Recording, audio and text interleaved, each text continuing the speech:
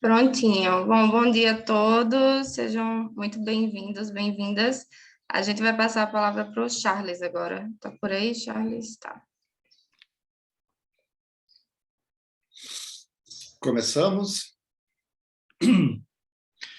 Bom, bom dia a todos.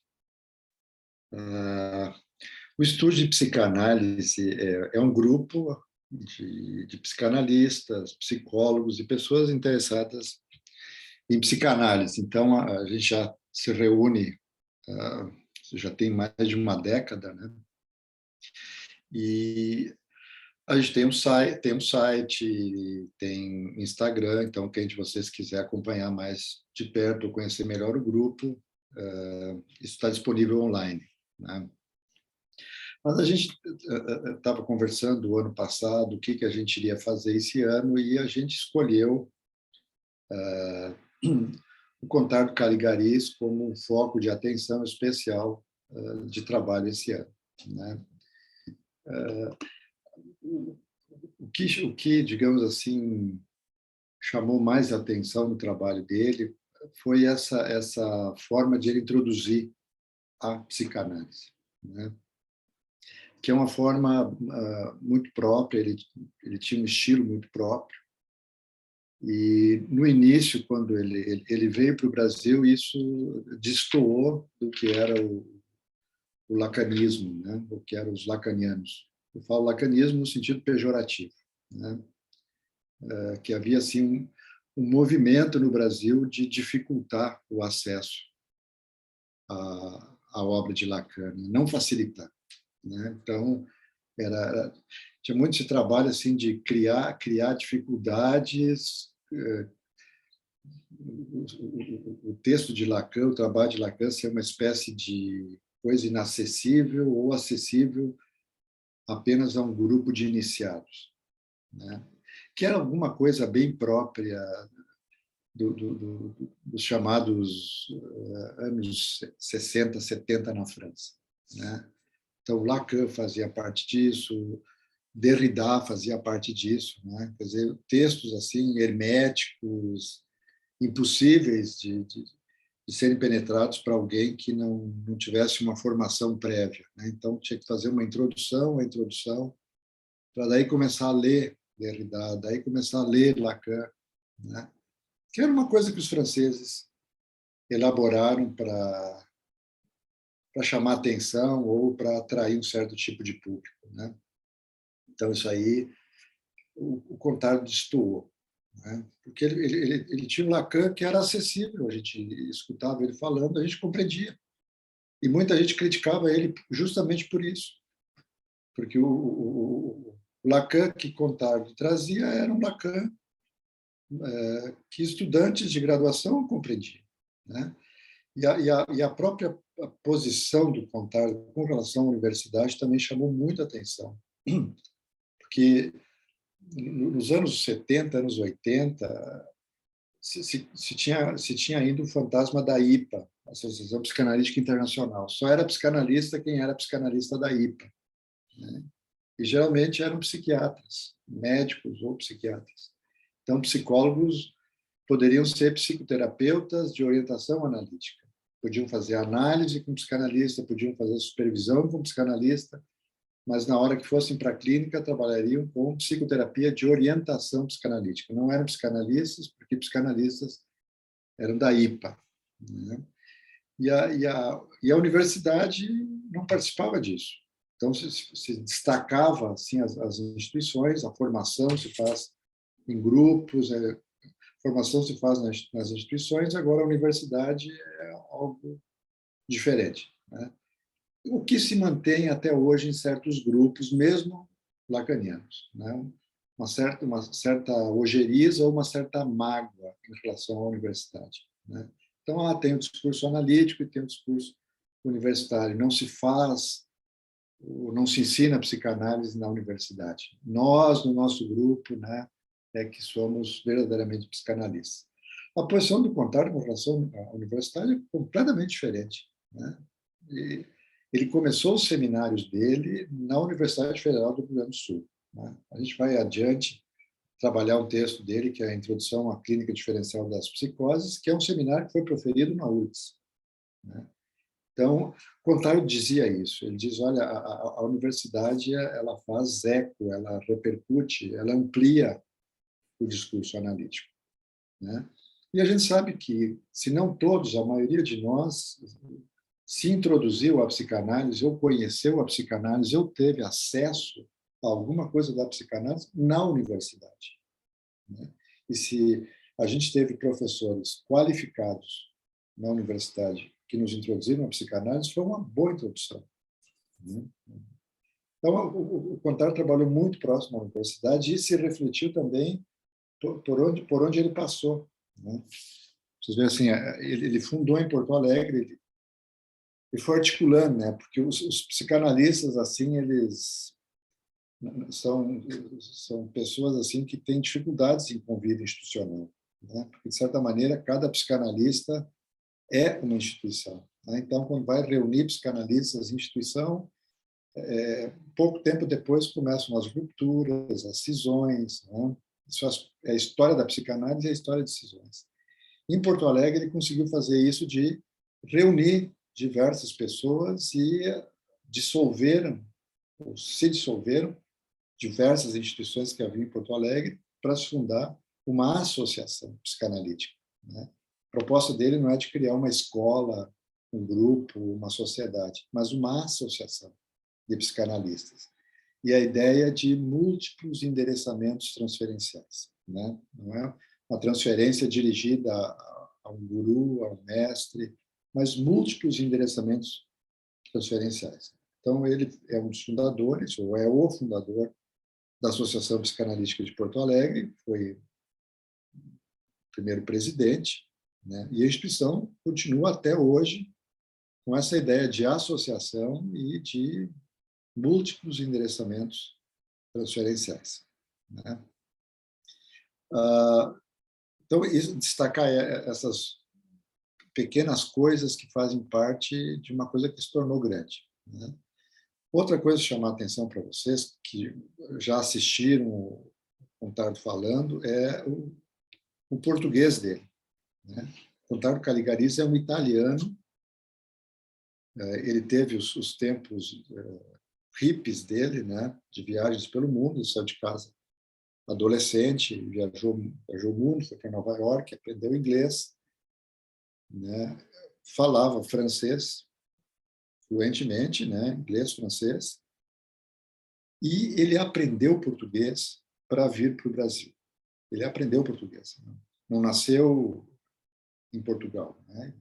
Ele aprendeu para vir para cá, porque ele veio para cá primeira vez em 85, né?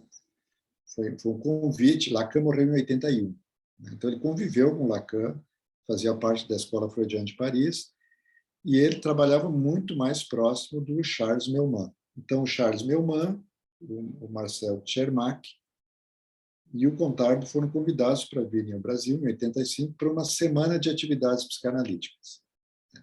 E nessa vinda, se foi conversado com o Meumann de ele indicar alguém para vir a Porto Alegre para analisar um grupo que estava interessado em fazer formação lacaniana, né? E o Contardo Caligari se dispôs a vir. Então, no início, ele falava inglês e falava francês, né? Então, quem acompanhou ele no início, ele tinha sempre uma tradutora junto, né? Mas aí ele resolveu aprender português porque ele iria analisar brasileiros. E aprendeu português e falava muito bem português, né? E aprendeu o método Assimil, né? Em livro, né? Então, isso diz alguma coisa sobre a relação dele com o Brasil. A gente só aprende uma língua se a gente ama essa cultura, né? Então, a gente começou a contrastar assim a relação dos psicanalistas argentinos com o Brasil, né? Que vinham e voltavam ou moravam décadas no Brasil e não falavam português, né? Falavam portunhol, às vezes muito precário, né? E o Contar teve essa disposição de aprender a falar o português, para ler em português, né? E ele conhecia muito bem a cultura brasileira. Então, a gente vai ver adiante, iremos ver adiante, um livro dele se chama Hello Brasil, Notas de um Psicanalista Europeu Viajando pelo Brasil, né? Que é uma espécie de livro antropológico, né? Que são as impressões, as primeiras impressões que ele vai tendo da cultura brasileira, né? E das leituras que ele vai fazendo de autores brasileiros, né? Então, o Contardo é uma figura ímpar, né? Sui generis, ele marcou muita gente no Brasil, ele criou muitos laços e ele soube sair de Porto Alegre na hora certa, né? Ele falou isso, ele foi embora, que era o momento para que a instituição não se auto-devorasse, né? Essa coisa, ele vai embora e deixa a instituição continuar pelas próprias pernas, né? E a instituição continua até hoje se renovando e temos uma nova geração agora que assumiu a direção da APOA, né? Então, o último evento que a gente fez no estúdio foi com o Norton. O Norton é o presidente da APOA, né? É um jovem. Então, a instituição está se renovando e a instituição está continuando, né? Isso diz algo dos efeitos da transmissão que o Contardo fez em Porto Alegre. Bom, então eu vou passar a palavra para a Ana Silvia e para a Rita, que elas vão fazer uma apresentação desse livro, Cartas a um Jovem Terapeuta, né? Essa coleção, Cartas a um Jovem Escritor, Cartas a um Jovem Político, são só um momentinho. Corta o som, por favor. Isso, acho melhor. A gente está com problema de microfonia. Então, é uma coleção de autores que tem justamente esse propósito, se dirige, o destinatário ao público jovem, né?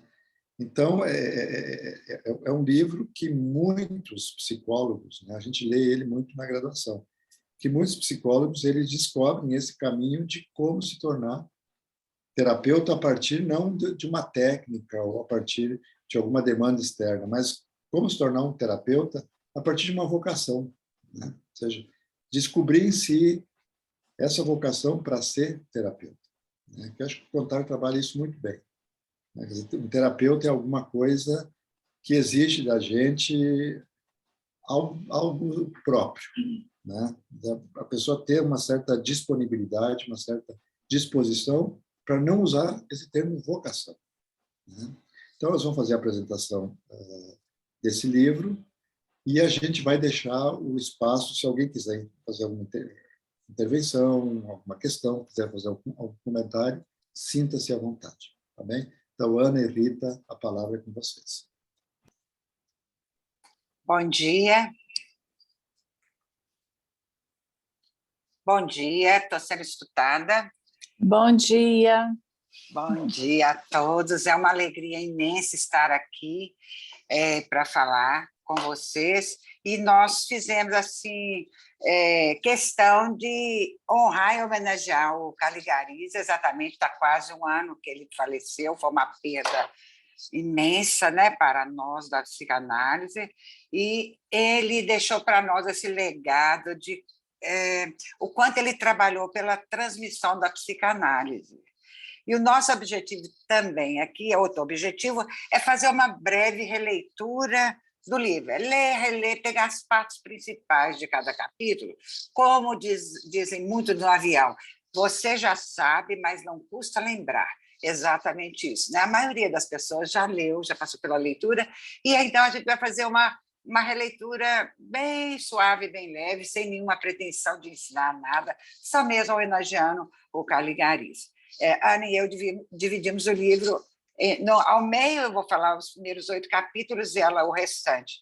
E a gente espera que a gente consiga fazer isso de uma forma agradável e objetiva. Qualquer coisa que queiram perguntar ou intervir, pode ficar à vontade.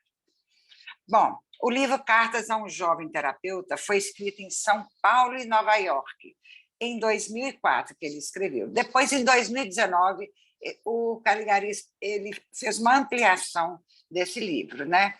E ele é composto de uma série de respostas a jovens profissionais que enviaram cartas para ele, fazendo questões sobre a prática da psicanálise ou da psicoterapia. Ele centra, né, o Contardo ele vai centrar em dois temas cruciais para a prática da clínica: os atributos requeridos para quem quer ser analista. Para ser analista, é preciso o quê? O que a pessoa precisa ter diferente de quem não é? E os atributos exigidos de quem quer se analisar. A pessoa quer se analisar? Quais são os atributos para isso? Né? Então, assim, do lado do terapeuta analista, o grande enigma é se o sujeito tem sensibilidade para com a variedade expressiva da vida humana. Quão variável é o ser humano. E do lado do analisado, ele teria disponibilidade para se sentir implicado naquilo que pensa, naquilo que deseja ou naquilo que faz. Esses seriam os atributos. Bom, quem escrevia para o Contardo? Inicialmente era uma jovem e um jovem, que começaram a escrever para ele. E ele aborda de uma forma tão agradável, com uma apropriação tão grande da língua portuguesa. Ele faz brincadeiras, ele é jocoso, ele é bem interessante nas respostas que ele dá. Então, inicialmente, era uma jovem e um jovem. Depois, foram vários jovens que estavam escolhendo a profissão, estudantes, né? Profissionais que já estavam terminando, estavam em dúvida, pacientes começaram a também fazer perguntas, e até mãe de estudante queria saber se, né, deixava o filho ou não fazer essa tal dessa psicanálise. Eu vou usar indistintamente terapeuta, analista, terapia, análise, porque realmente a psicanálise é uma forma de terapia, então vou fazer que nem o Contardo, usando as duas palavras. Então, vamos passar para os capítulos, né, pegando só as ideias principais. Primeiro capítulo, vocação profissional. Escolher ser terapeuta. Como é que a gente sabe se isso vai dar certo? Essa era a pergunta. Como saber se vai dar certo? Aí a resposta vem bem tranquila. Para ser um bom psicoterapeuta, é útil que a pessoa tenha alguns traços de caráter ou de personalidade que não podem ser adquiridos. A pessoa ou tem ou não tem. Aí é pesado, né, gente? Se para você é muito importante alimentar-se no reconhecimento e do agradecimento infinito dos outros, não escolha essa profissão, por duas razões. Primeiro, na vida social, o psicoterapeuta não encontra nada parecido com a gratidão que é reservada aos médicos. Pelo contrário, a gente encontra muito mais crítica, temor, escárnio. Segundo, na vida pessoal, o psicoterapeuta não deve esperar a gratidão dos pacientes, presentinho no Natal, ficar enaltecendo, agradecendo muito o trabalho do analista. Né? O terapeuta, o analista, deve funcionar um pouco como um remédio que você toma quando está doente. Quando acaba, o que a gente faz? Joga fora a caixa. É lixo. Então, se você gosta de ser notável na cidade, sentir-se amado, a psicoterapia não é a sua melhor escolha. E aí, o Contardo vai destacar alguns traços de caráter que são necessários para a pessoa se tornar um psicoterapeuta, um analista. Primeiro, tem que gostar demais, um gosto pronunciado pela palavra, tem que gostar muito da palavra, e tem que ter um carinho espontâneo pelas pessoas, por mais diferentes que elas sejam. E ele recomenda, e é muito interessante quando ele fala, faça o teste, converse com algumas pessoas, morador de rua, lavador de carro, pacientes de hospitais psiquiátricos, doentes de hospitais, crianças, idosos, e veja como é que você reage diante da diversidade das pessoas e daquilo que elas são, o que elas fazem. Esse é o primeiro ponto. Segundo, é preciso que você tenha uma extrema curiosidade pela variedade da experiência humana, com o mínimo possível de preconceito. Isso é muito, né? Muito elaborado e muito difícil. Você pode até ter as suas crenças e convicções, Contardo vai longe nisso, mas essas convicções não podem acarretar aprovação ou desaprovação morais e preconcebidas das condutas humanas. Por exemplo, você pode acreditar em Deus, mas isso não lhe autoriza saber de antemão quais as condutas humanas são louváveis ou são condenáveis. Para o terapeuta, o bem ou o mal de uma vida não podem ser decididas a partir de princípios pré-estabelecidos. Eles se decidem na complexidade da própria vida da qual se trata. Então, há que se escutar o paciente sem juízo moral pré-concebido. Se você não conseguir fazer isso, encaminhe para outro profissional. Se você tiver opiniões morais prontas sobre os atos e é muito radical nas suas convicções, mude de profissão.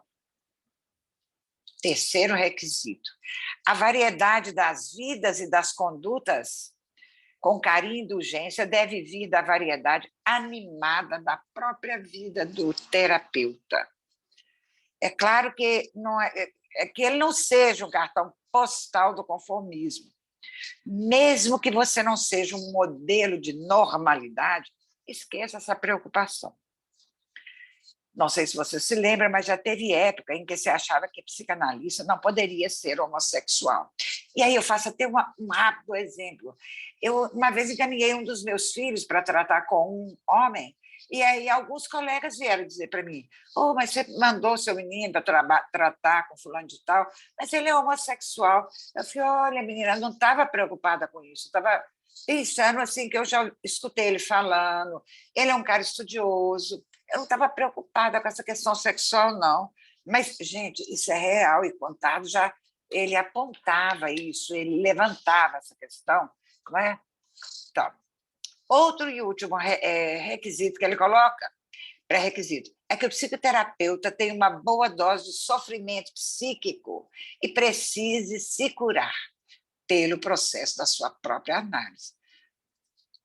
O cara vira psicanalista porque ele não tem nenhum sofrimento, nunca passou por nada, a vida dele é maravilhosa. Não. É preciso que a gente tenha passado por momentos, que a gente tenha passado pelo processo de uma análise e trabalhado as nossas questões, porque somos humanos e temos as questões. Então, o futuro psicoterapeuta deve ser paciente um bom tempo, pois vai trabalhar com as motivações conscientes ou inconscientes do seu paciente. E, outra coisa, saber que a prática que você propõe já curou pelo menos um paciente, no caso, você. Então, se a gente acredita que isso funciona para mim, eu vou acreditar que funciona para todos.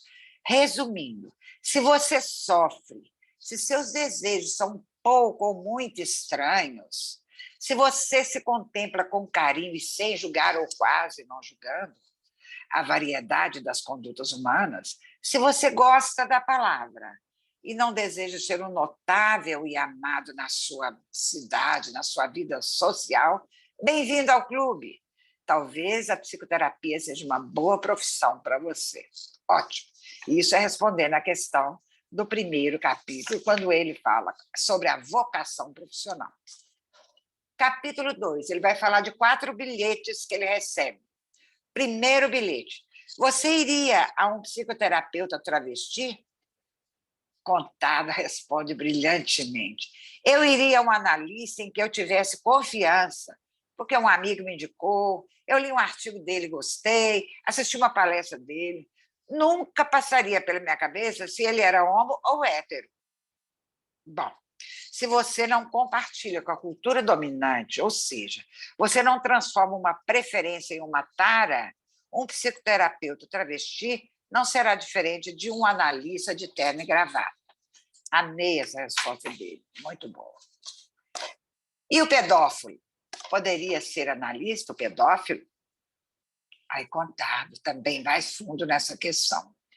Essa preferência sexual além de ilegal, repulsiva, além de ilegal, é repulsiva, pois há ótimas razões para que a infância seja protegida do desejo sexual de adultos.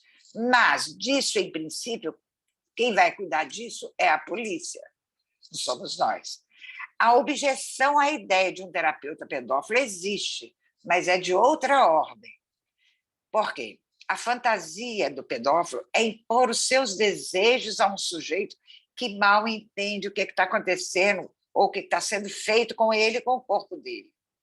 É uma fantasia. O pedófilo tem a fantasia de domínio, sobretudo de domínio pelo saber.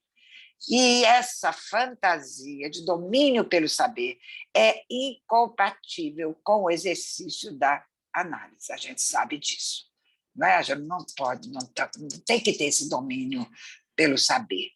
É ele que sabe das coisas, é ele que sabe como é que a criança vai gozar, é ele que sabe como é que a criança vai ter prazer. Isso é incompatível. Bom, e aí tem uma questão, terceiro bilhete. Qual é o seu limite? Qual é o paciente que você não gostaria de atender e encaminharia para outro profissional? Contato vai dizer, né, nos lembrar que cada um tem seus próprios limites. E ele até brinca que Lacan dizia que não atendia parricidas, mas ele não explicou por quê. É claro que, se for olhar a história dos seguidores de Lacan, a gente vai encontrar por quê, né? E o Contato diz que ele não atende pessoas que conseguem se autorizar a cometer pequenos ou grandes horrores, participando de aventuras coletivas que os absorvem de antemão. Pessoas que pertencem a grupos que possibilitam agir como instrumentos de uma causa, adormecendo a consciência. Talvez o analista não tenha nunca o que propor a quem consegue agir e perpetrar horrores sem que a sua subjetividade esteja envolvida. Do tipo, eu tinha que fazer porque essa era a ordem, eu estava cumprindo a ordem, eu tinha que fazer, eu era do partido, eu era do grupo, eu era do fulano, eu seguia fulano. Isso abrandando a consciência de quem está fazendo, como se ele nada tivesse com isso. Esse é o tipo de pessoa que Contato não atenderia. E eu, e você, e nós, né? Quem é que a gente não atenderia? Quarto bilhete desse capítulo: o psicoterapeuta deveria ter vontade de mexer com a vida dos outros, ensiná-los e influenciá-los? A jovem pergunta, ela quer saber. Contato vai falar: admito sem dificuldade que no decorrer do tratamento há momentos em que o analista é levado a apontar um caminho e mesmo até a empurrar o paciente na direção mais certa. Qual seria essa direção? Seria única e exclusivamente a direção do seu desejo, a direção do sujeito, do analisando. É por isso que a terapia leva muito tempo. Antes de a gente conseguir empurrar, é preciso que a gente tenha escutado demais o paciente. É preciso que esse desejo tenha se manifestado um pouco, porque senão eu vou empurrar para aquilo que eu desejo e não é o desejo dele. Bom, vamos ao capítulo 3. Eu acho que se eu estiver correndo Posso muito fazer um pouco... comentário só, Rita? Faça. Dois comentários, na verdade, nesses últimos 2 bilhetes, né? Eu achei muito interessante reler isso, né? Esse livro que eu não lembrava, dessa parte aqui do terceiro bilhete, que ele fala de quem ele recusaria, né? Ou qual seria o limite dele de ser essas pessoas, né? Burocratas ou que estão presas a essa ordem, porque eu acho que essa foi a tese do Contato, né?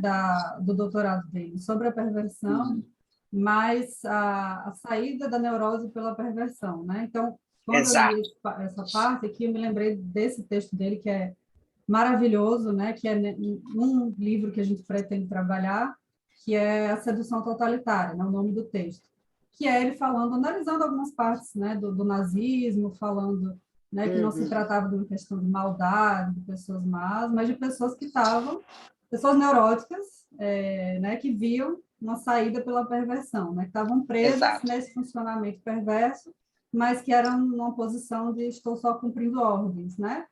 isso é o meu trabalho, isso é o que se espera de mim, né? E que aí a gente pode fazer várias análises, né, políticas e sociais mesmo dessa posição, né? Então, não lembrava, assim, dessa parte do Contardo colocar isso como um limite dele, mas faz todo sentido, né? Porque, afinal, ele acabou escrevendo uma tese inteira sobre isso, então é uma questão, né?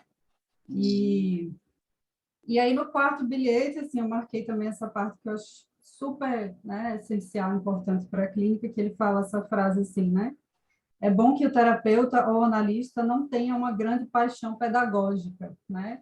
Que eu acho que isso é muito importante para a clínica, assim, né? Para a gente ter em mente quando está escutando pessoas, né? Não cair na posição pedagógica, e eu acho que na clínica com adolescentes, assim, eu fiquei pensando muito, né, de como é importante ter isso em mente, né? Porque a gente, né, na posição de analista, não pode se tornar mais um adulto que vai dizer o que eles precisam fazer, né? Então, a gente escuta as transgressões, escuta as experimentações, mas a posição muito delicada que eu acho é de não ficar nessa posição de adulto que vai dizer o que ele tem que fazer e também não ficar na posição de cúmplice, né? Porque, às vezes, a gente é colocado nessa posição pelo adolescente, né? De alguém que vai acobertar ou escutar aquelas transgressões. Então, eu achei bem interessante essa parte, né?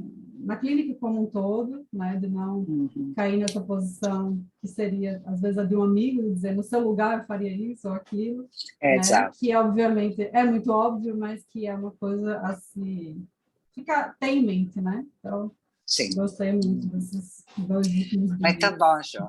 É realmente muito bom. A gente não pode nunca ser o professor de quem está ali buscando, né, se encontrar, buscando o próprio desejo.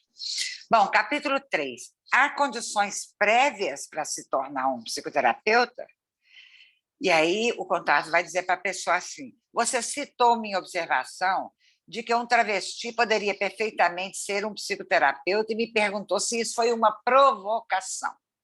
E ele responde, dizer que um travesti poderia ser um psicoterapeuta não foi uma provocação. Por quê? Um psicoterapeuta não precisa ser um exemplo de normalidade, nem sexual e nem mental. O propósito de uma terapia não é tornar ninguém normal.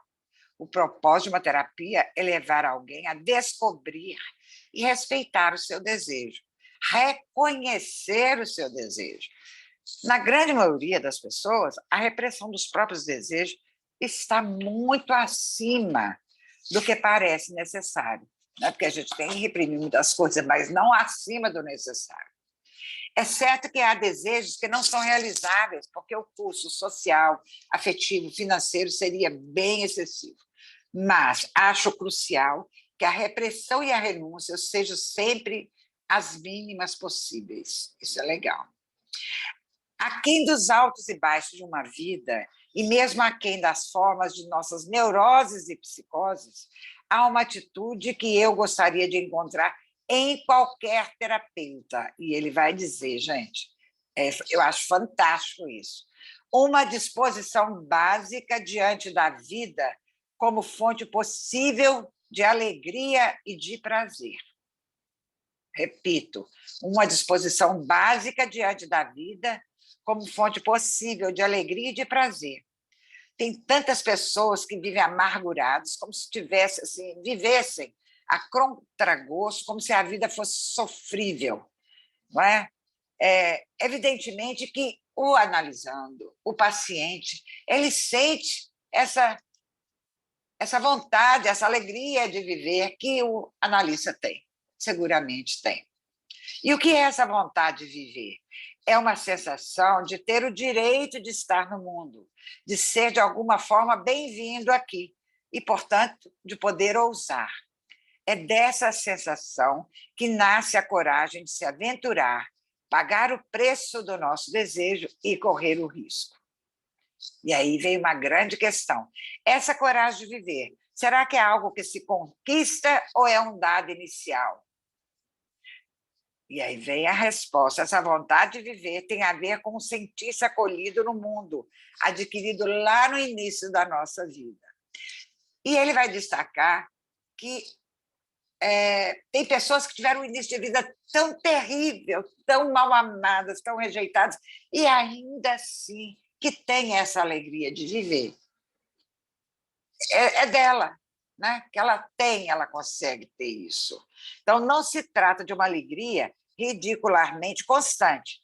É algo que, isso é fantástico, essa definição, é algo que é melhor definido pela sua falta. Sentimos quando alguém não tem esse recurso vital, e o paciente sente quando ele falta a seu terapeuta. Né? Aquela pessoa muito morninha, que não dá o... Né? Não faz igual eletrocardiograma, que dá as levantadas e as abaixadas. Muito assim.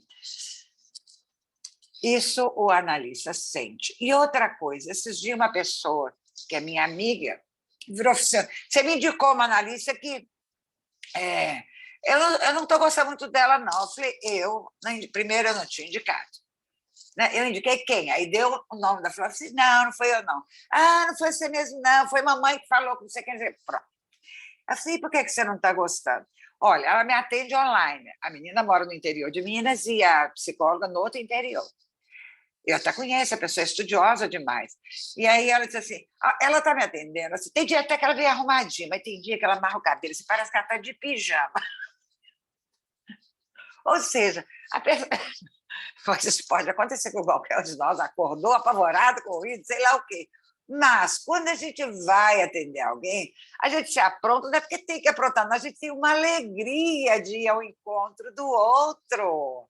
Não é? Se eu sinto alegria, eu vou arrumar meu cabelo, eu vou me arrumar, porque eu vou ao encontro do outro. Né? Eu tenho esse carinho de encontrar com o outro. E eu achei essa fala dessa menina assim, tão interessante. Não, assim, esquisito demais.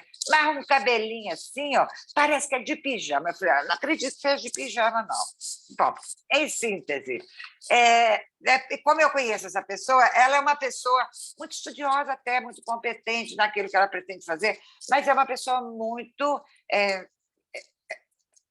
eu sinto falta dessa alegria nela, tá? Bom, vamos lá. Capítulo 4. Em 15 minutos vou terminar com meus 4 que faltam. Quanto custa a formação do analista? Será que compensa?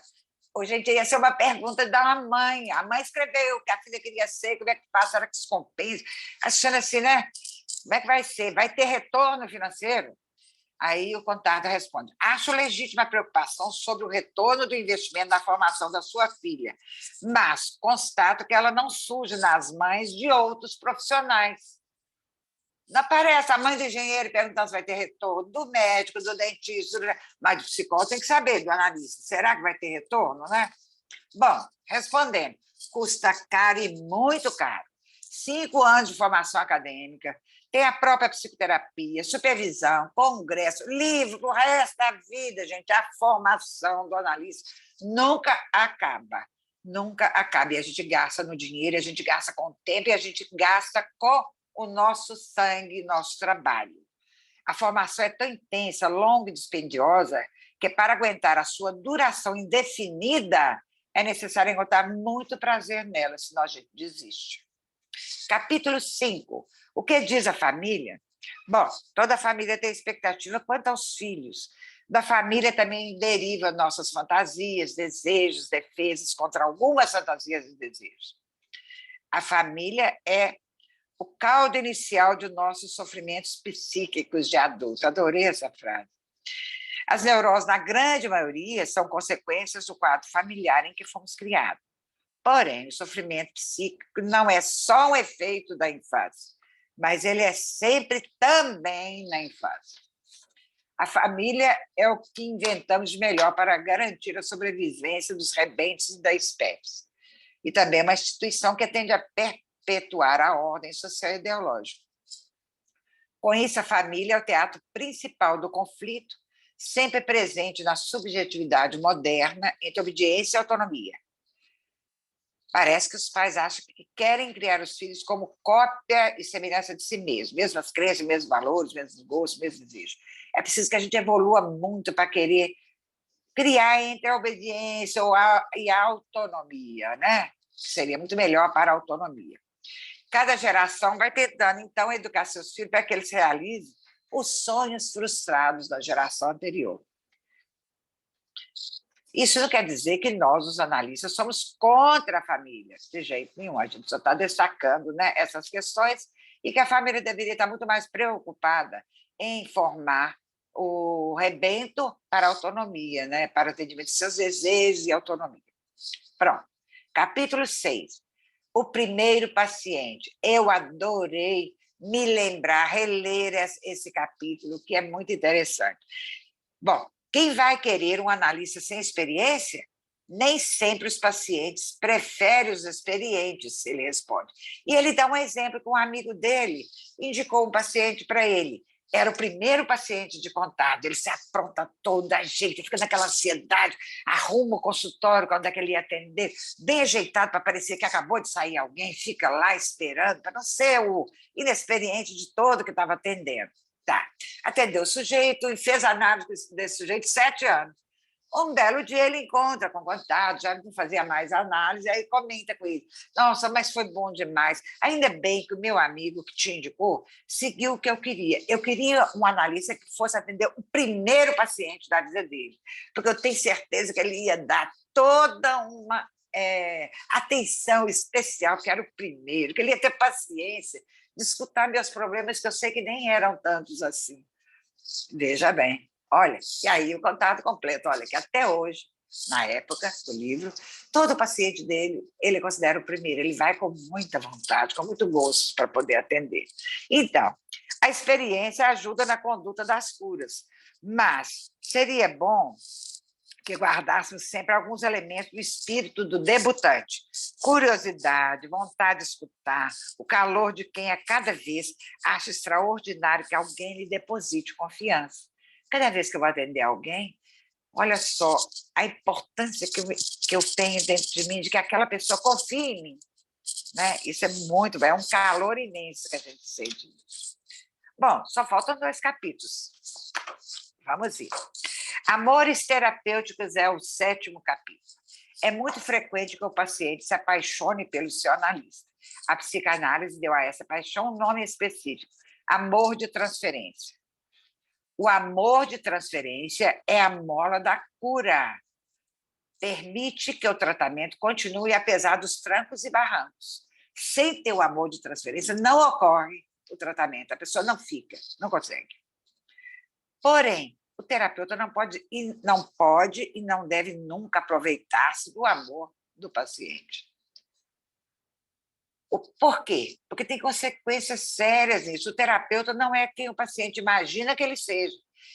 A paciente idealiza o terapeuta, bota qualidades nele que ele não tem, que ele nem sabe. Né? Ou seja, o apaixonamento que vai ocorrer é um equívoco. Se isso evoluir para um romance, mais cedo ou mais tarde haverá grande decepção e um grave problema emocional. Se o terapeuta embarcar nessa paixonite do paciente. Por quê? A paciente vai descobrir que o cara não é nada daquilo que ela imaginou. Né? O terapeuta pode ter carinho e simpatia pelo paciente, mas transformar a relação terapêutica em relação amorosa e sexual é mais do que desaconselhável. Bom, e quando é o terapeuta que apaixona pelo paciente?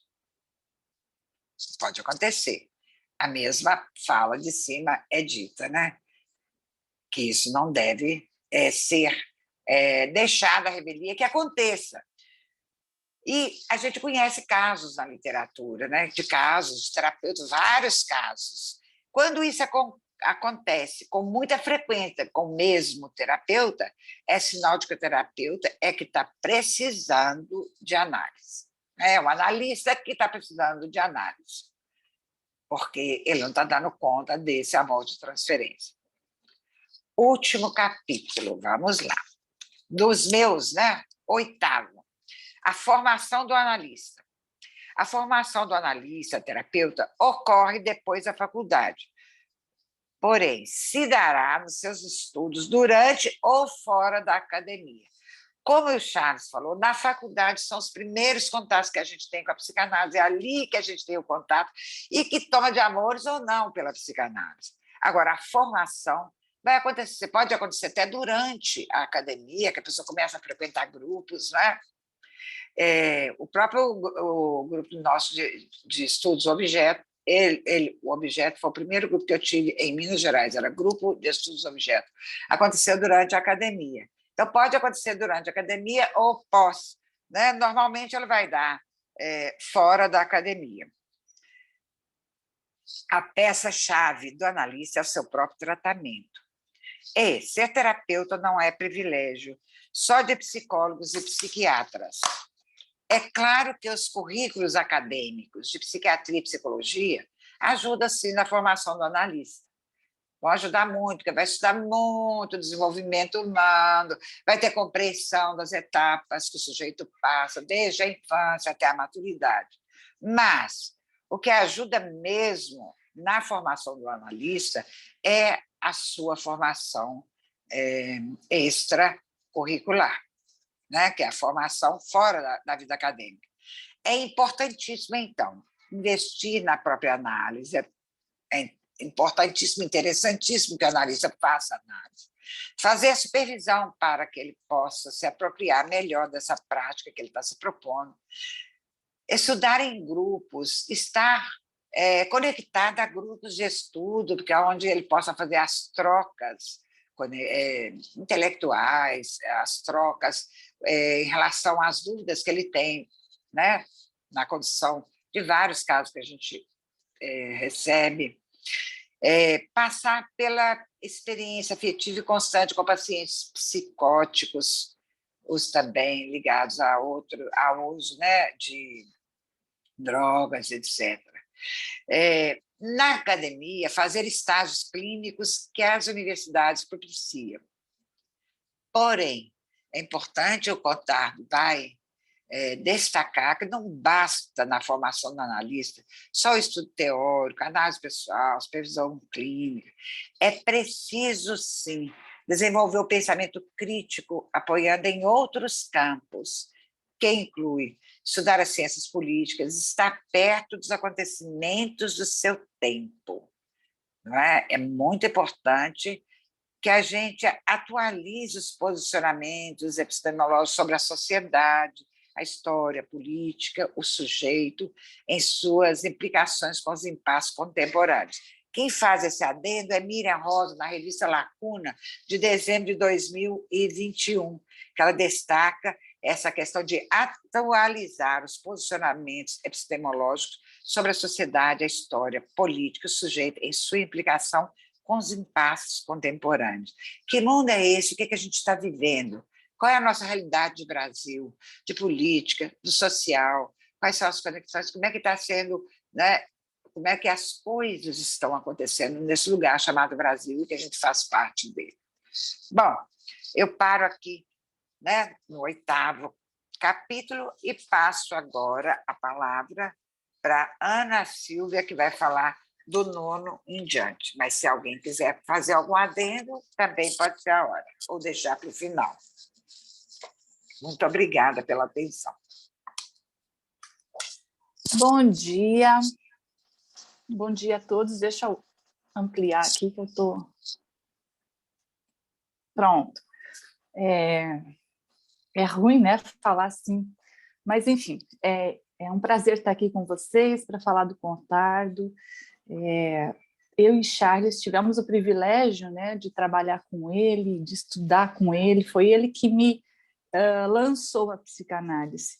Até essa semana a gente estava conversando e eu fiquei espantada, né? Não quero denunciar minha idade aqui, mas em 1985 eu ainda estava no ensino médio, no 3º ano, e fui assistir essa palestra do Contardo. Na época, me lembro que era dublado, né? Quer dizer, ele falava em francês e tinha alguém que ficava traduzindo, né? Era ele, o meu irmão. Não me perguntem sobre o que eles falaram, porque eu acho que se eu entendi alguma coisa foi só o carisma do Contardo, de perceber que ele era uma pessoa muito aberta, né? Didática. Eu acho que foi aí que me encantou, assim. Eu comecei algumas coisas que ele falou que, né, que me bateram, talvez, tanto que no ano seguinte eu entrei no curso de psicologia. Na época, Contardo ia eventualmente né? Ele ainda não morava em Porto Alegre, ele foi se namorando da cidade, das pessoas, né? Casou com a Eliana, e aí assim, aí sim ele se mudou a Porto Alegre. E eu acompanhei todo esse processo como estudante, iniciando a psicologia, né, na época. E assim, acho que eu me encantei, eu considero ele realmente um mentor intelectual, né? E ao mesmo tempo, assim, isso tudo que Charles falava me fez lembrar assim o quanto ele era humilde.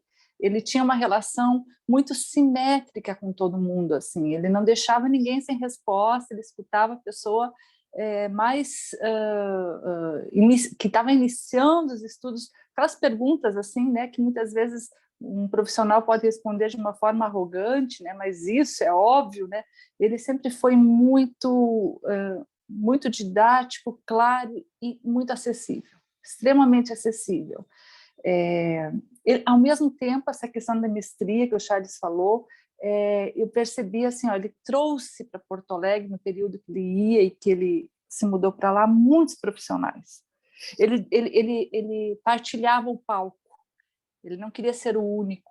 Então, ele levou vários franceses, o que abriu também a possibilidade de muitos analistas de Porto Alegre começarem a fazer mestrado, doutorado na França. Ele abriu essa...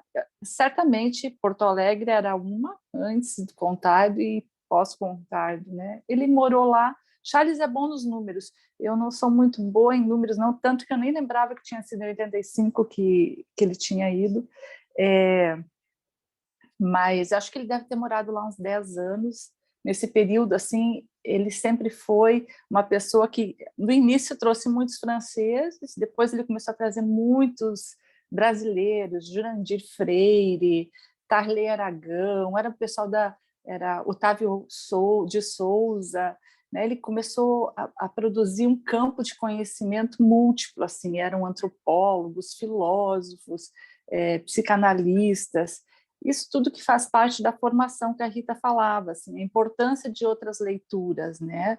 E ele sempre tocou muito nessa questão do social, da importância do social, do meio que a gente está e os efeitos que a cultura e o social oferecem na subjetividade de cada um, na construção da sua subjetividade. Quando a gente propôs iniciar com esse texto, eu gostei muito, porque é um texto assim que é a cara do Contardo, né? É claro, é didático, era a maneira que ele falava, que ele tratava as pessoas assim, de uma maneira muito tranquila. Assim. E eu fui reler o meu livro, né? E aí está aqui ele, né, que é de 2004, quando foi lançado. Aí, quando o Rita, sei lá, semana passada, me disse assim, olha, eu apresento até o 8º, e você apresenta até o 16, até o final, né? Aí eu fui olhar, mas o meu só tem 11 capítulos. Eu falei assim, nossa, a Rita quer apresentar tudo, né? Quer me deixar sem apresentar nada. Aí que eu me dei conta que tinha, né, a edição revista e ampliada, né, o livro, né. Aí eu comprei ele no domingo passado pela Amazon, né. Hoje em dia o mundo está uma facilidade incrível. Chegou quinta-feira, né, e aí, claro, né, eu reli as partes que me cabiam de lá para cá, mas realmente está ampliado, e eu fiquei pensando também, né, em cima disso que a gente está conversando e da leitura mesmo, o que seria se o Contardo tivesse a chance de ampliar novamente a escrita dele, né? Porque eu acho que a gente está vivendo um momento que permitiria ele fazer novos capítulos, né? Em relação, por exemplo, ao setting, a questão da internet, a possibilidade da gente hoje em dia estar atendendo, né, via internet, que não existia antigamente, né? Então, acho que isso já seria questões em relação à psicanálise de crianças, que ele não toca, né, muito nesse ponto, mas que daria também a possibilidade de... Porque ele não trabalhou com crianças diretamente, só no início, né, da vida profissional dele. Assim, não quero... Eu gostaria muito que a gente tivesse um espaço para para escutar vocês e poder conversar um pouco. A previsão é que a gente termine ao meio-dia, né? Então é pouco tempo. Eu vou falar mais assim nesses capítulos restantes o que mais me chamou a atenção, né? Não sei se posso até ir por capítulo, não sei como é que vocês preferem, mas aí eu acho que eu vou me estender muito, né?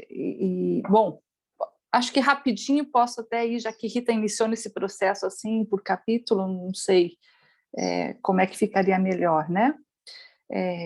Porque assim ele se repete também em algumas questões, né? Por exemplo, essa questão do capítulo 9 são as leituras, então ele fala assim da importância, né, que os psicanalistas sejam cultos, assim, que é natural que um psicanalista se interesse por ficção e não ficção, por literatura ampla, né? Porque daí ele fala assim, vou só citar algumas partes, tá? Assim, ele fala assim no capítulo, na página 102, cada paciente é uma bibliografia, menciona livros, filmes e seriados. Daí ele fala disso, assim, que muitas vezes o paciente incita ele a ir atrás de algum... Isso é comum no nosso consultório, né? De um filme, de um livro. Essa geração atual, né, eu acho que está muito mais ligada em filmes e seriados e coisas rápidas que não exigem uma leitura, infelizmente, né, porque a leitura sempre é mais rica, mais ampla, né, é um mundo que abre um imaginário de possibilidades. E daí ele escreve assim, ó, desconfio de qualquer pessoa que não seja leitor ou espectador de ficções, né?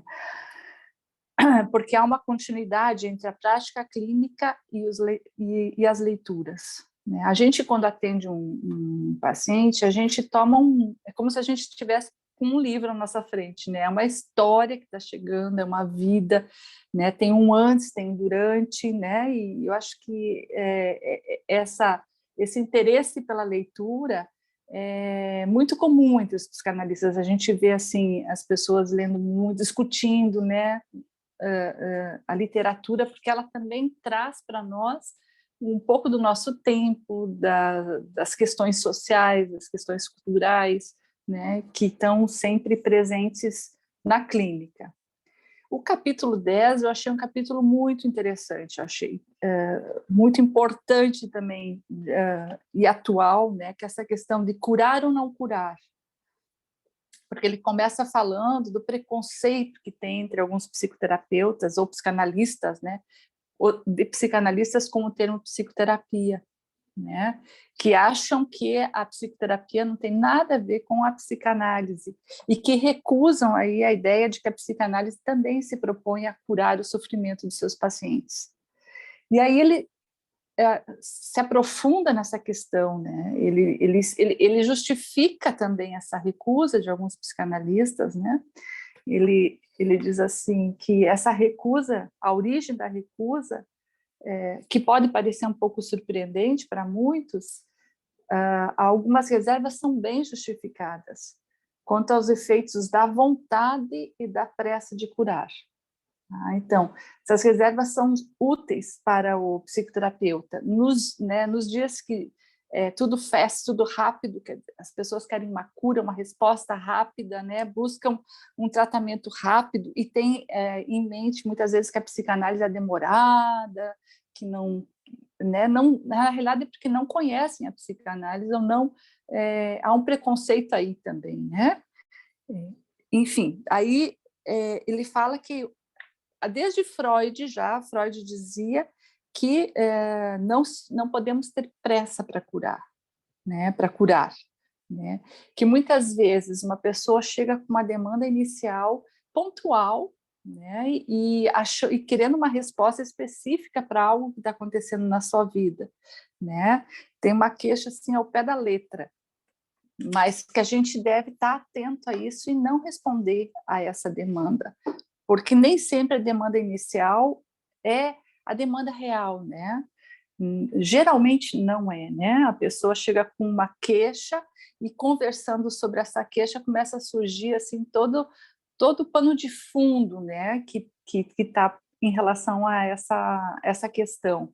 Então, se o terapeuta assumir isso como sendo o motivo e tentar responder essa demanda, ele vai impossibilitar que outras coisas surjam.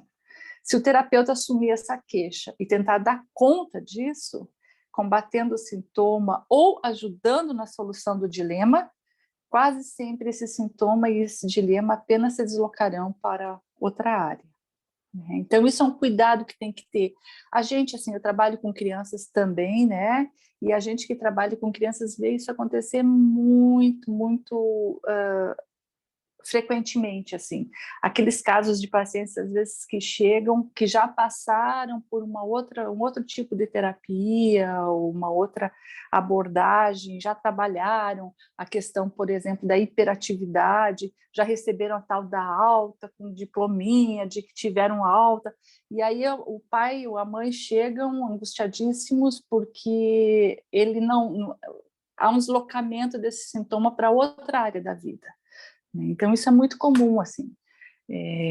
A gente percebe isso muito, e no adulto também, né? Então, eu acho que a questão é dar um tempo maior, sem pressa, né? E ele fala pressa e priorizar a vontade, né? A vontade de responder, a vontade de dar conta dessa demanda, né? E a vontade do paciente de ter essa resposta, né?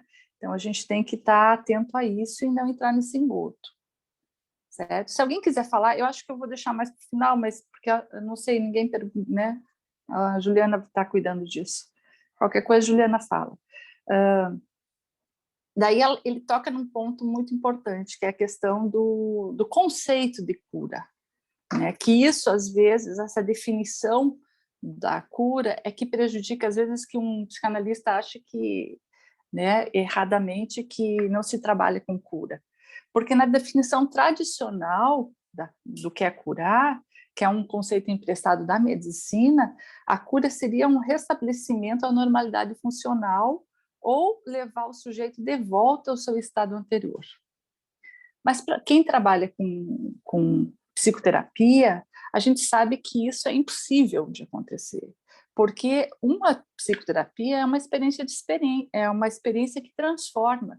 Ninguém entra numa terapia e sai dela do mesmo jeito que entrou, né? Ela transforma as pessoas, né? A ideia é essa, né? Justamente, não é como uma cirurgia que tu vai tirar, ele fala disso nesse exemplo, né? Uma cirurgia que você vai tirar um cisto que está incomodando e depois a perna, o lugar e tal, volta ao que era antes. Não é disso que se trata, né?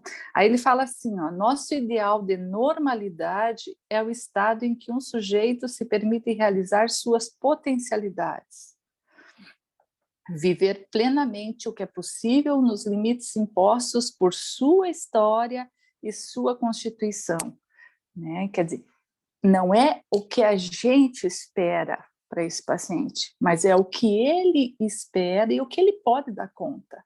Me lembro muito da Françoise Doutor, por exemplo, que trabalha com crianças, que ela dizia que no início das análises dela, ela tinha uma expectativa, né, de que essa criança pudesse fazer coisas que ela considerava normal para essa faixa etária ou para a situação que a criança estava. E ela foi se dando conta na prática dela que não é a expectativa dela que conta, é o limite da criança e a expectativa da criança, os limites, o que a história dessa criança permite que ela consiga fazer ou seja o suficiente para ela, né? Isso é uma coisa que está sempre em jogo na nossa clínica, assim, né? A gente tem que ter o cuidado de não criar uma expectativa nossa em relação a um paciente, né? Há uma relação, né, de um casamento que está mal e tal, e tu criar a expectativa de ajudar esse paciente a manter o casamento ou a conseguir fazer essa separação, quer dizer, é um engodo isso, né? Porque talvez essa relação seja parte do sintoma, né? E a gente não pode tirar isso ou fazer isso conforme o que a gente acha, né? Isso sempre tem mais profundo do que parece. Deixa eu ver o que mais aqui que ele fala. A resistência.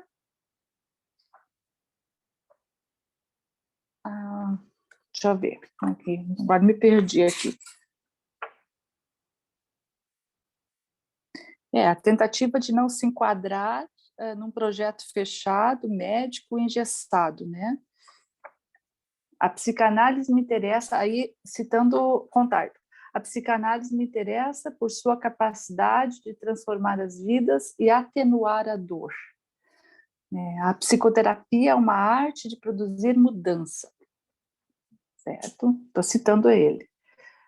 Outra citação, um bom número de curas fracassam porque o terapeuta foca em fatos, relatos ou mesmo queixas que o paciente traz como espelhinhos dos quais ele mesmo se serve para ignorar algo mais relevante.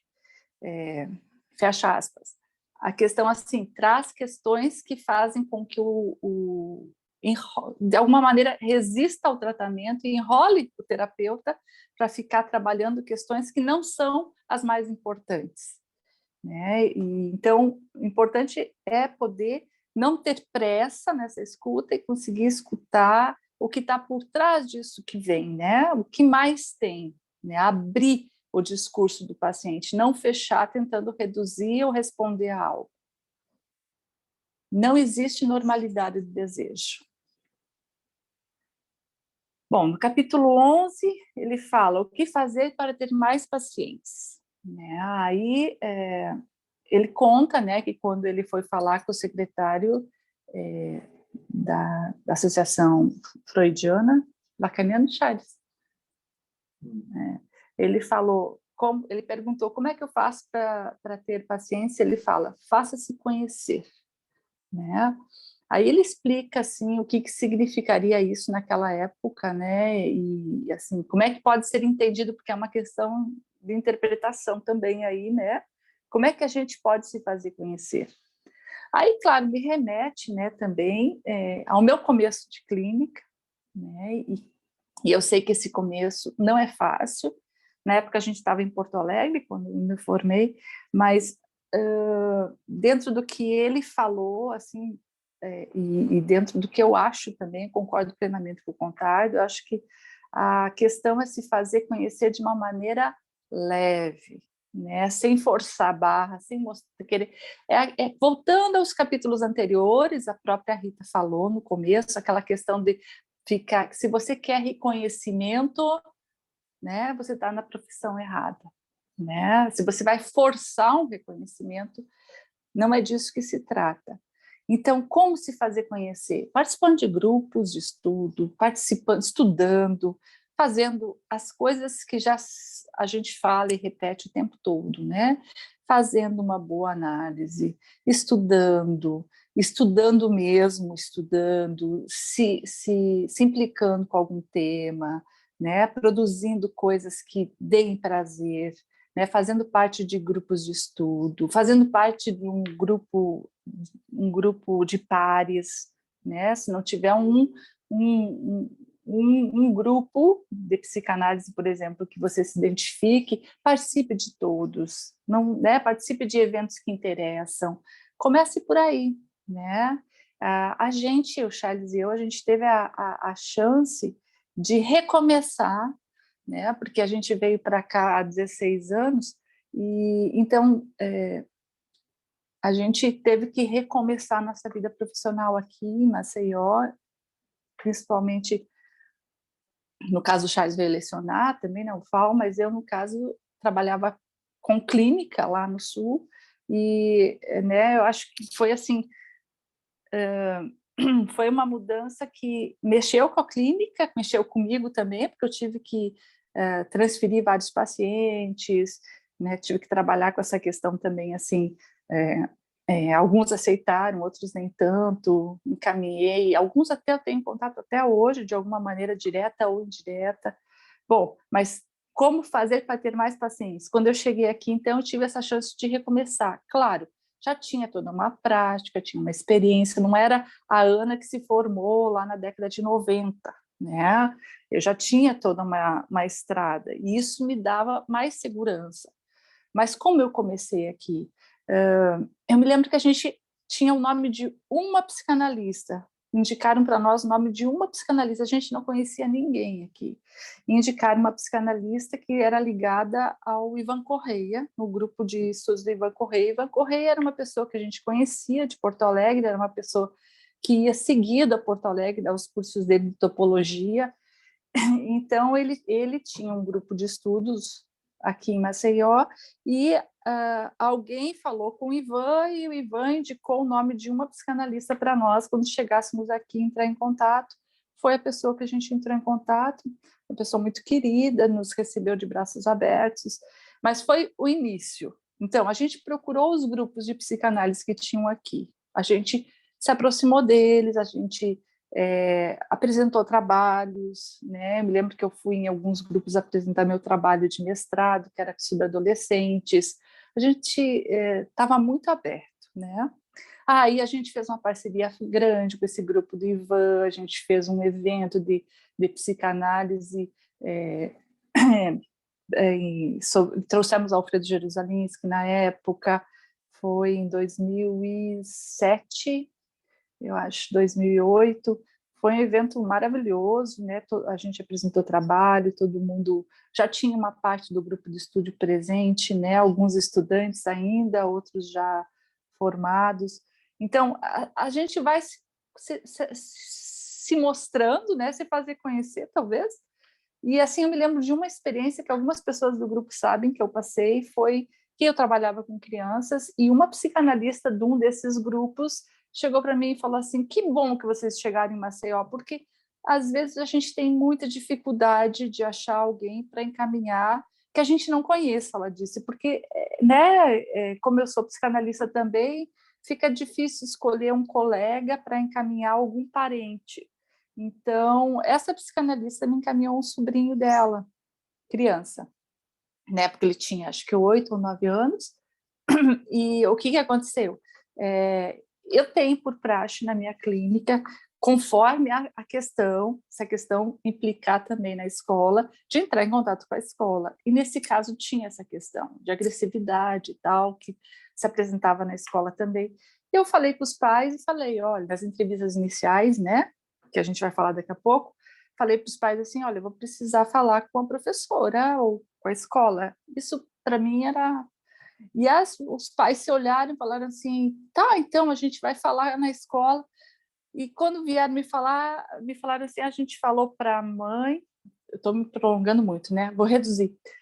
E a escola, demorei muito tempo para conseguir entrar nessa escola, acho que uns 3 meses. Mas eu consegui ir. Quando cheguei lá, para minha surpresa, quem me recebeu não foi a professora, não foi a coordenadora, foi a diretora.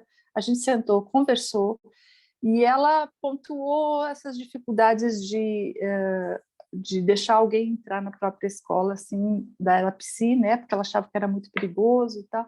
E a gente foi, a partir daí, iniciou uma parceria, quer dizer, uma parceria de trabalho que continua até hoje, assim, né, muitos encaminhamentos, quer dizer, então, há maneiras de fazer. Você se interessa por um tema, se oferece para dar uma palestra em algum local, uma escola, né? Eu acho que é se fazer aparecer dessa forma mais tranquila, assim, sem forçação. Mas o mais importante no final desse capítulo, ele fala assim, ó, para estabelecer sua clínica, vale essa máxima.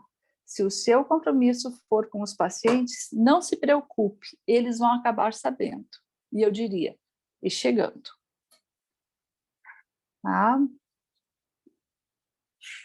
Capítulo... sim, aqui é a carta, né? A questão de paciente desistir, a carta que tem no final desse capítulo, né?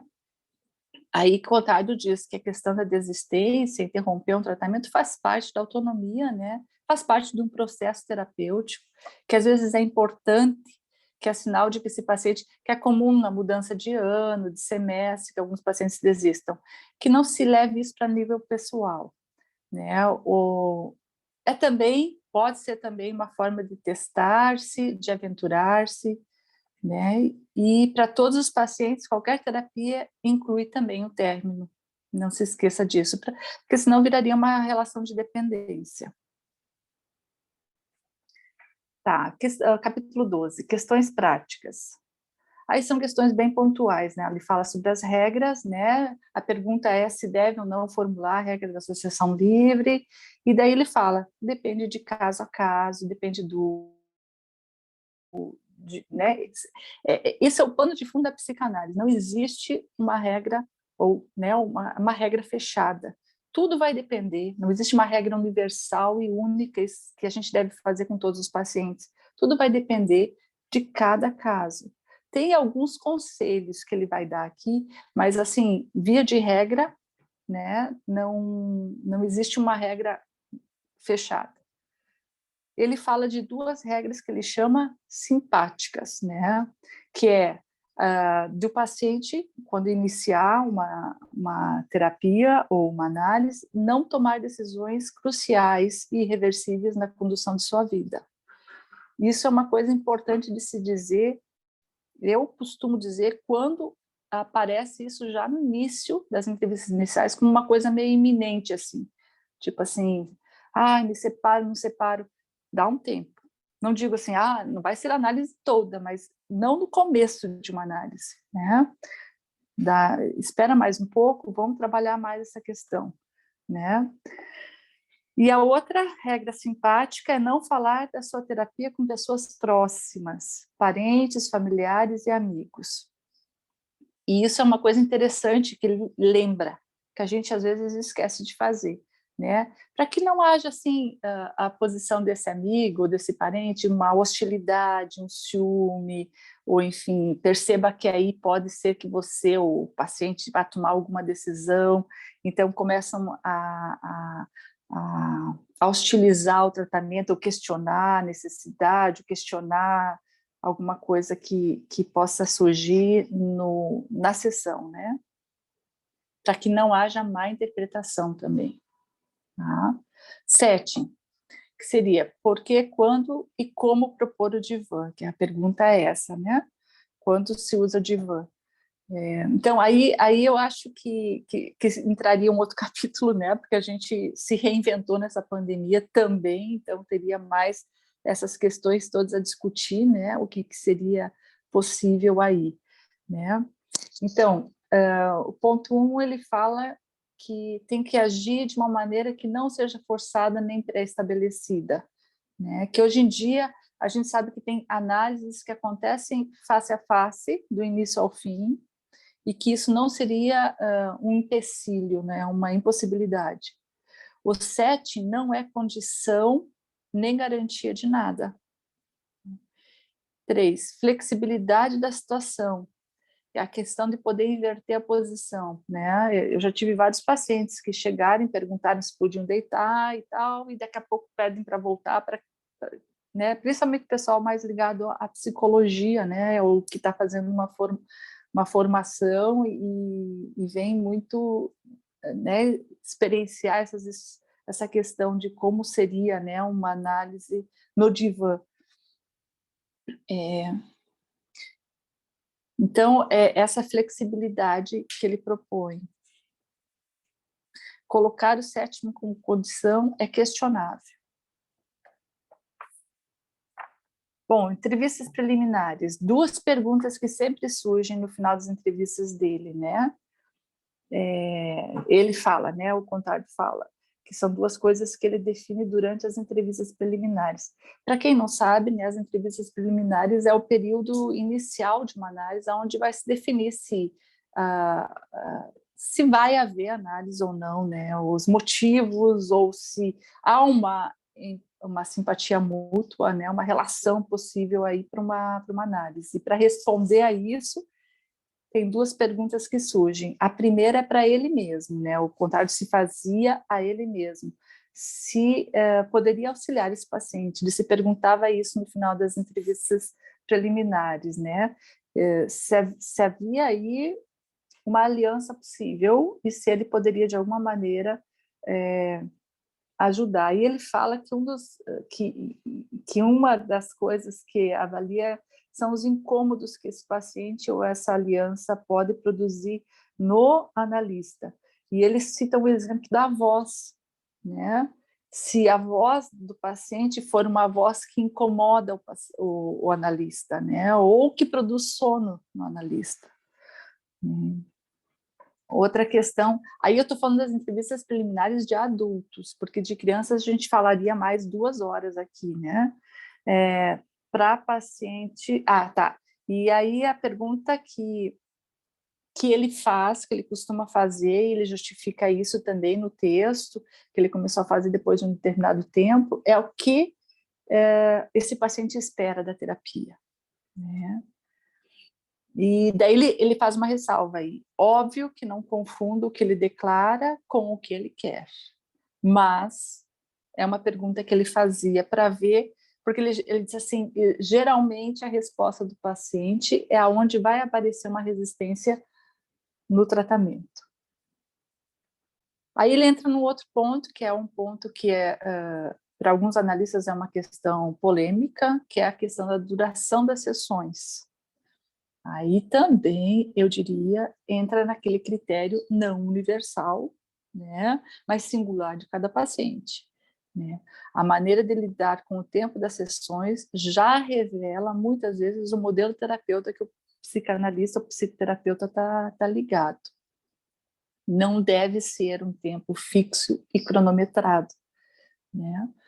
Mas, enfim, essa é uma questão que eu acho que eu nem vou entrar muito no mérito, porque seria... Ixi, já é tarde. E questão do pagamento, pois quem paga e como. Não pode haver rigidez, a singularidade de cada caso de novo. Você pode encontrar essa informação no app Mensagens. Meu relógio está respondendo. Singularidade de cada caso.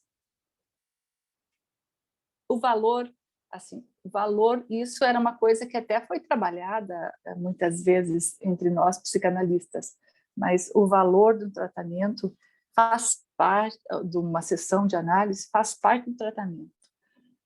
Eu acho que a gente tem que conseguir trabalhar com isso. É uma coisa que às vezes demora um pouco, né? Mas que deve ser discutida, então, se tiver alguma dificuldade com o supervisor, né? Ou com algum supervisor ou colegas pares, né, de trabalho. Supervisor. Todo mundo deve ter uma supervisão de casos, principalmente no início, né, da clínica e posterior também, mas, enfim, no início que eu digo que você está ainda questionando, reconhecendo o seu próprio trabalho. E, número 1, ele fala que não deve custar mais do que você ganha com aquele paciente. Número 2, a função da supervisão de um jovem terapeuta deve ser autorizar o terapeuta, inspirar-lhe, dar confiança nos seus próprios atos, sem o qual nenhuma cura será possível. Não é dar uma aula, né, ou dizer como você agiria, né, acho que é escutar e conseguir dar valor ao trabalho clínico. Eu estou achando que, né, já é meio-dia praticamente, eu vou dar um pulo aqui, um pulão. Se alguém tiver alguma questão nesses capítulos, por favor, pode colocar, mas eu vou dar um pulão, porque já é 5 para o meio-dia, e eu gostaria de ouvir vocês. A gente pode até se estender uns 15 minutos, né, eu acho, se vocês concordarem, mas eu vou dar um pulo e vou entrar num conselho que ele diz no final, assim, no que mais, né, no capítulo 16, ele diz assim, que enfim, você me pergunta qual seria a minha última recomendação, eu também vou pular para ela, né, aqui vai, seja humilde, não quanto aos efeitos e resultados que você espera do seu trabalho, mas seja humilde na aceitação das condições impostas por seus pacientes. E daí ele fala mais, haverá os que não conseguem nem sentar, nem deitar, mas só podem falar caminhando. Haverá os que devem ficar silenciosos durante semanas para se convencerem de que não é proibido calar-se. Haverá os que só querem vir de vez em quando porque não toleram uma obrigação em suas vidas. Haverá os que somem durante semanas a cada vez que você viaja, porque não podem se impedir de punir quem os abandonou. E haverá os que querem vir a cada dia só para sentir o cheiro de uma presença amiga. Haverá os que não falam, mas perguntam o que você acha, porque precisam ouvir a sua voz. E pouco importa o que você dirá. Haverá os que se irritam porque você não os abraça e os que não aguentam ser tocados. Tá? Então, enfim, eu gostaria de ficar por aqui e a gente poder falar um pouco, quem sabe vocês colocarem o efeito dessa leitura para quem leu ou dessa explanação para quem não teve a chance ainda de ler. Uma coisa que me chamou a atenção quando eu comprei o livro na Amazon é que é o livro na Amazon mais vendido de psicologia no Brasil, o livro do Contardo, esse livro. Quer dizer, é um livro que realmente, né, encanta, e se você não leu, né, eu indico que leia, né, e releia ele eventualmente. Eu já tinha lido, relido e reli agora, e sempre aprendo algo novo, né, e sempre me faz questionar questões em relação à clínica, né. Enfim, vou deixar vocês falarem um pouco. Rita, parece que você quer falar. Não?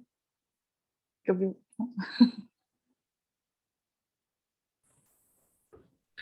Oi, gente, bom dia. Oi, Oi, Rita, oi, Luciana. Ana, oi, todo mundo. Foi muito bom ter vocês, ter a Rita e a Ana, ter essa dupla, né? Ter a ideia da gente fazer em dupla. A gente, em reunião no estúdio, conversando como seria a discussão, né? Como seria formar-se um grupo de pessoas que quisessem compartilhar conosco uma leitura, uma conversa sobre Contardo, né, as coisas, os textos que Contardo escreveu, e iniciar com Cartas a um Jovem Terapeuta. Acho que tem duas coisas aí que eu acho muito boas. Uma que para mim, foi o primeiro livro que eu li do Contardo, quando eu estava na graduação. Charles, nas aulas que comentou, né? Charles foi meu professor na psicologia, e foi um livro que circulou entre os colegas, entre os estudantes, né? Na época era a Rose, o Rafael, bom, tinha um grupo grande, assim, de pessoas que tinham, a Laura, que tinha uma transferência de leitura, assim, da forma, acho que para mim era a forma como o Contardo escrevia, que era uma escrita muito próxima ao leitor, acho que era essa pegada dele, né, se aproximar do leitor. E depois, para mim, vieram as crônicas, né, do Contardo, na Folha de São Paulo, que ele já escrevia há um tempo, né? Acho que na época que eu comecei a ler, foi na época que também ele estava começando a escrever nas crônicas, né? Eu entrei em 2004 na graduação, e 2006 foi quando eu comecei a conhecer e ter contato inicial aos textos do Contardo. E, para mim, esse livro foi o que me marcou no curso, foi o que me fez sentir que era ali que eu ia continuar, que eu ia terminar a graduação e que eu ia seguir. E o texto é muito bom, vê-lo revisto, né, ampliado, ter outros textos também foi muito legal. E eu trabalhei um pouquinho com os estudantes no estágio, lá no Centro Universitário Tiradentes, aqui em Maceió. Eu sou de Maceió, porque tem algumas pessoas que são de outros lugares, né? Eu vi que tem um pessoal de Recife, do Rio. E a gente trabalhou alguns capítulos, e os alunos ficam encantados. Tanto aqueles que já leram, já releram, porque é um livro que é o mais vendido no Brasil, né, Ana? Então, muitos dos estudantes já leram, estão relendo. Alguns têm um contato inicial e gostam, se interessam e ficam inquietos também com algumas coisas que o Contardo levantou, né, sobre o primeiro paciente, sobre as questões práticas, como é que é o pagamento, como são as entrevistas iniciais.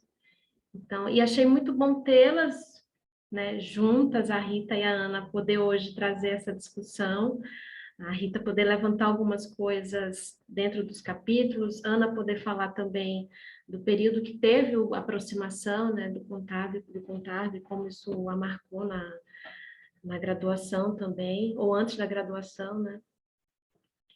E é isso. Acho que é para mim é mais um comentário e ao mesmo tempo acho que também é saudoso ler os textos do Contardo, já que a gente não tem mais novos textos dele, né?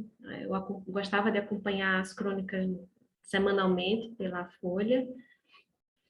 Então, ter os livros marcam uma presença do Contardo na formação da gente.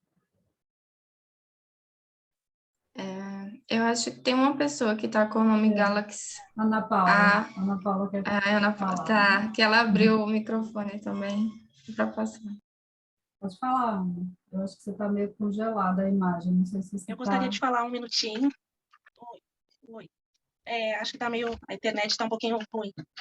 Posso pode falar, Juliana? Sim, estamos Sim. escutando. Bom, tudo bem, pessoal? Eu gostei muito de ouvir vocês falarem, enfim. Gosto muito desse livro também, acho que é um livro fundamental, né?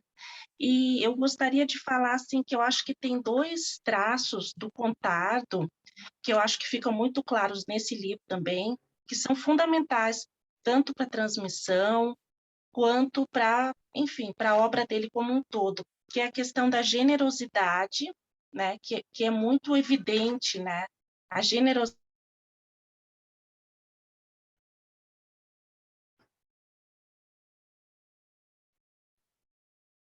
Acho que congelou a voz, a Travou. imagem dela. Que pena, acho que a conexão dela não está boa. Congelou. Voltar.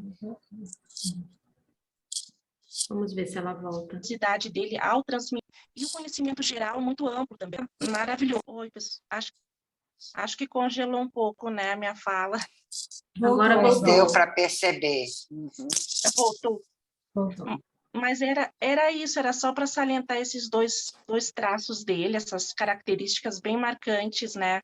A generosidade ao transmitir os conhecimentos, e esse conhecimento tão amplo, né? Ele não ficava preso nas teorias e técnicas, ele trazia coisas que iam muito além disso, né? E isso é fundamental para um psicanalista, no meu modo de ver, né? Mas era isso, pessoal. Obrigada, Ana Paula. Ana Paula, do meu grupo de psicanálise aqui em Brasília. Que bom que você está participando. Mas eu acho que é isso mesmo, a generosidade é um traço marcante, assim, né, dele, porque não só ele transmite teorias e técnicas, mas nesse livro, principalmente, ele se coloca muito, né, enquanto psicanalista, enquanto clínico, falando da experiência dele com os pacientes. Eu acho que isso é muito rico para a transmissão mesmo, né? Sim. O que já é bem difícil, né? O psicanalista falar da sua clínica, né? Os mais tradicionais, assim, né? Há um preconceito, né, quanto a isso. E o fato dele, eu até diria generosidade, conhecimento e humildade, né? Porque quem conheceu, alguns aqui talvez tenham conhecido ele também, ele sempre foi uma pessoa extremamente generosa e humilde, assim. Ele escutava todos da mesma maneira, né? Como eu disse, assim, ele respeitava todas as opiniões. Muito bem. Eu acho que isso é que é a marca, né, na clínica, no trabalho nosso, da gente ser generoso com aquele que nos procura, por exemplo, porque é mais abertura que vai surgir, né? O próprio inconsciente. Essa parte final, falar sobre a humildade, foi muito bom, muito bonita também. Exato. Juliana. Estou só o microfone aberto aqui para ver se alguém levanta a mão e quer falar. Mas podem abrir o microfone diretamente, se quiser comentar mais. Que chamou a atenção no texto, nas exposições. Ou até no formato mesmo da nossa apresentação, né? Se alguém quer acrescentar, nos ajudar, avaliar. Eu vou então, já que não tem uma questão, né, específica agora, falar do grupo, né, em si, da nossa proposta que está se delineando, assim, né? Na verdade, quando a gente marcou o primeiro encontro para hoje e decidiu fazer nesse formato de já disponibilizar as informações no cartaz, né? Não tem uma inscrição prévia, não tem uma autorização no link, nada, foi nesse sentido de ver quem ia aparecer, né? Quantas pessoas, a gente não fazia ideia de quantas pessoas iam aparecer, né? Eu achei bastante gente, né? A gente teve 40 pessoas participando, né? Alguns já saíram um pouquinho agora, mas eu acho que demonstra o interesse, né, em revisitar o Contardo. A gente colocou esse título assim também pensando em muitos de nós, né, já lemos esses livros, alguns sim, outros não, mas a ideia é reler e poder discutir pensando, né, em Contardo como um psicanalista que é uma referência para todos nós do grupo e para muita gente, e que a gente vai descobrindo mesmo, né, coisas novas. Então, a gente, na nossa reunião, né, elencou assim, alguns livros que a gente acha interessantes. Então, esse foi o primeiro. Em mente, assim, né, a gente tem o Hello Brasil, tem o Clínica Diferencial das Psicoses, não sei qual é o título exato. A Clínica do Social. E a Tá no Clínica do cartaz. Social, que é uma publicação com vários autores, né? O Contardo é um deles, ele tem um capítulo, que é esse texto que eu falei, a sedução totalitária, né? Que é um texto super importante. E, então, a ideia é a gente ir, né, pegando alguns desses livros e que alguém inicie a discussão, né? Então, assim, hoje, né, a gente teve a Rita e a Ana, né, apresentando, começando a discussão, que eu acho que foi muito interessante escutá-las. A gente pode seguir, eu acho, nesse formato. A ideia também, né, é que não necessariamente sejamos nós do estúdio a trazer a discussão de algum texto específico, podem ser vocês, né, qualquer pessoa que está aqui participando, de repente, se tiver interesse em um texto específico, por exemplo, alguém que já leu o Hello Brasil e que, né, gosta de uma determinada discussão que está nesse livro, uma parte, pode se propor a trazer e apresentar um pouco, né? A nossa ideia é abrir mesmo a discussão. Então, deixa eu ver se alguém colocou aqui. Maria Carolina, gostei muito do formato da apresentação, achei que consegui contemplar muito do livro para além dele. Parabéns, o formato da divulgação também é bem atrativo. Que bom, então, saber disso, porque eu acho que facilitou, né, a gente poder divulgar dessa forma mais aberta. E aí também é isso, assim, né? O grupo é aberto para que vocês participem do encontro que quiserem, né? Quando quiserem, quando puderem, a gente vai estar aqui sempre no último sábado de cada mês, né? Então, para o próximo mês de abril, vai ser dia 30, que é o último sábado, e aí a gente combinou de partir para o Hello Brasil, né? Que é esse livro aqui, a edição mais recente dele. É um livro um pouquinho mais grosso aqui do que o Cartas a um Jovem Terapeuta e mais denso, com certeza, né? Então, eu acho que em um encontro a gente não dá conta desse livro inteiro. Aí eu abro para vocês falarem se de repente o que pensaram aí, que a gente separa, sei lá, uma certa quantidade de páginas, se alguém se propõe, né, eu tenho interesse. Por exemplo, eu nunca li esse livro, Hello Brasil, né? Sempre foi um livro que estava lá na minha lista, mas eu nunca li ele. Quando for a hora da sedução totalitária, por exemplo, é um texto que eu me proponho a conversar, foi um texto que eu trabalhei no mestrado e eu adoro, assim, acho super importante. Então, por exemplo, é um que eu me proporia. E o Hello Brasil, eu acho que a gente pode definir agora, assim, né, se alguém tem interesse em conversar sobre ele. Quem quiser, para ficar já marcado para o próximo, né? Ou mesmo que alguém, durante a leitura, resolva, essa parte que eu gostaria muito de falar.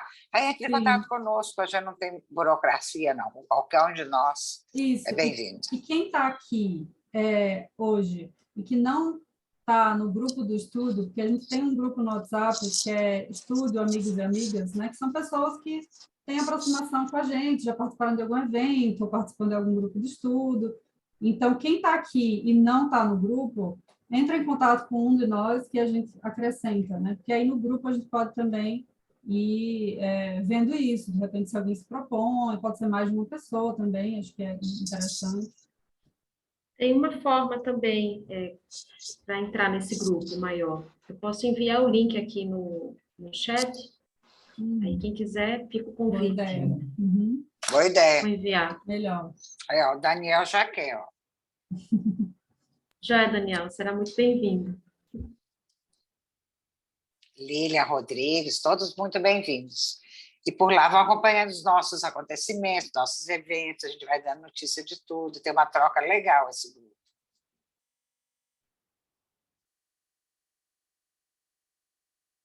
Bem-vindo, Nicole, Adelmo, Fernando, olha só.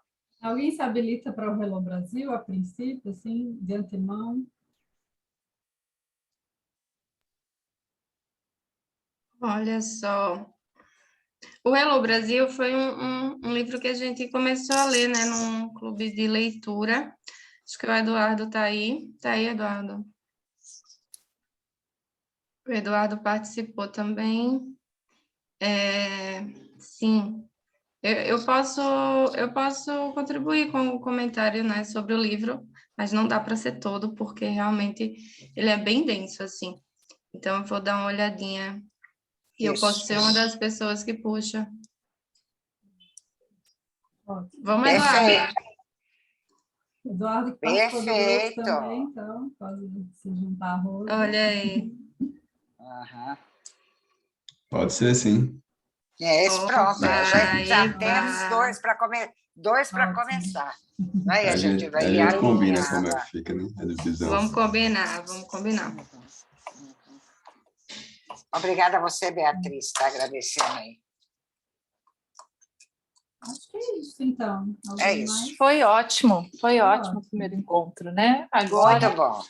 é Nós bola só para temos que frente. agradecer, né? É Ao um Nicolas evento Leve, aberto. olha que gracinha o Nicolas dizendo. Foi um Tá em prazer, Recife. Nicolas. Nicolas está no A caminho, gente só, né? a gente só fazendo tem a ciclo. agradecer todos aqui conosco e convidar para o dia 30 de abril, já com essa possibilidade de 2 pessoas, né, que é a Rose, que é do nosso grupo mesmo, e o Eduardo, os dois já se candidataram, não, se ofereceram para começar os trabalhos. Ótimo, e aí a gente vai combinar e alinhar isso. Obrigada, Juliana, por dar conta aí da condução. A psicanálise é feita assim, né? Com conversas, trocas, né? E vamos continuar junto aí. Obrigada a você, Tá. Suzana Egito. Um Obrigada. beijo grande. Abraço para vocês. Bom dia, Bom gente. Beijão. Tchau, gente. Beijo, tchau, tchau. Bom final de Tchau. semana, bom descanso. Tchau. Até a próxima.